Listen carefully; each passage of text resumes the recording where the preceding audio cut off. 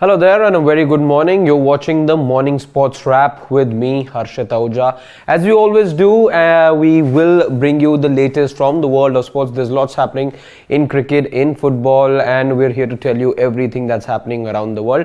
So without wasting any time, let's just quickly jump into it and tell you what's making the headlines this morning.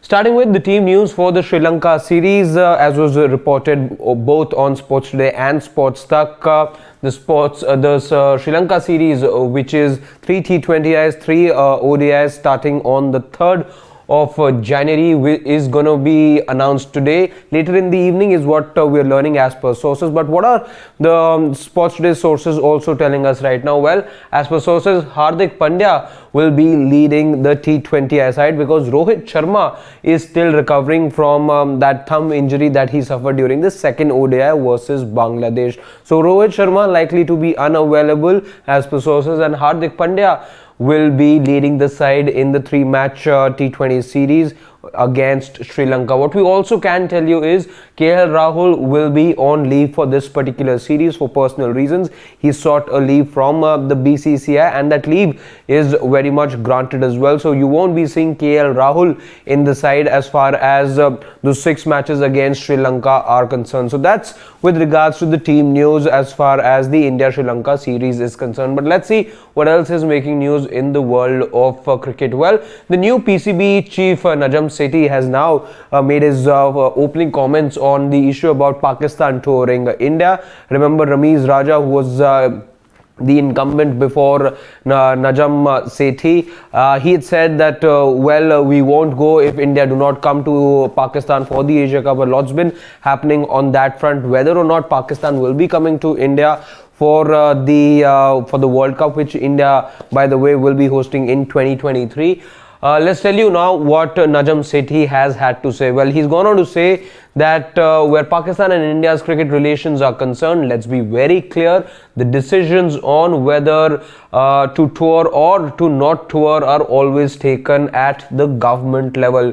So he's made it very clear that the decision to visit India, be it any tour, be it the World Cup also for that matter, will be taken at the government level, and it's not a call that the board will take. So Najam Sethi, who's the newly appointed PCB chairman, has said that the government will be taking a call whether or not the Pakistan side will be coming to India next year for the World Cup or not. As per sources, by the way, there was a courtesy call between the PCB and the BCCI as well, which took place yesterday. We're not quite sure of the details of that call, but we're given to understand that it was only a courtesy call. Let's also look at some of the other updates in the world of cricket. David Warner, we can tell you in that second test match, the Boxing Day test match that's taking place at the MCG, he's in fact just moments back scripted history. He's gone on to score a double ton in his 100th test match. He becomes only the first Aussie batsman to get to the landmark. There's been no other Aussie batsman to ever score a double ton in his 100th test match. Remember, he joined an elite list earlier in the day when he scored his century, becoming only the 10th batter to do so in his 100th test match, also becoming only the second Aussie batsman to score a century in his 100th test match. But again, he's made it to an elite list which only had Joe Root prior to this, and he becomes now the first Aussie and overall second batter ever to score a double test century in his 100th test match. So things looking pretty for David Warner and for Australia in the second test match. Remember, they already have a 1-0 lead in the series, and they're looking very, very dominant in the second test match as well. But a very quick update that we're also getting as far as David Warner is concerned. He spent a lot of time in the middle, and he's now beginning to cramp up as well. So he's been taken off the field for now because he is getting treatment for his cramps. But here's an update in the world of football that nobody saw coming, in an overnight development that's taken place. Cody Gakpo, the Dutch winger, will now be joining Liverpool. Yes, Liverpool have beaten Manchester United, who were also looking at signing Cody Gakpo, but Liverpool have now secured the services of Cody Gakpo for what we understand fee around £37 million.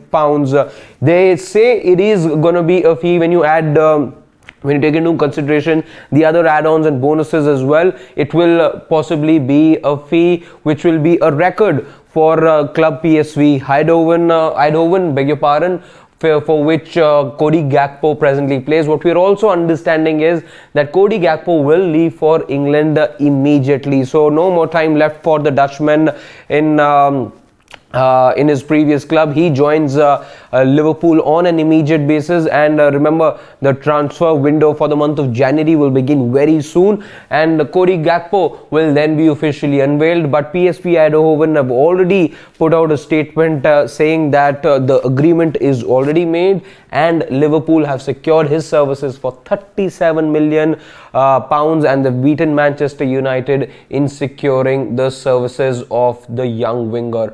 Very quickly then, if you missed out on the football action that took place late in the night, as far as the Premier League is concerned, Arsenal in a dominant display beat West Ham 3-1. They were extremely dominant on their return to the Premier League after the World Cup. Martinelli scored, Odegaard assisted twice. So Arsenal taking off exactly where they had left off before the Premier League halted for the World Cup.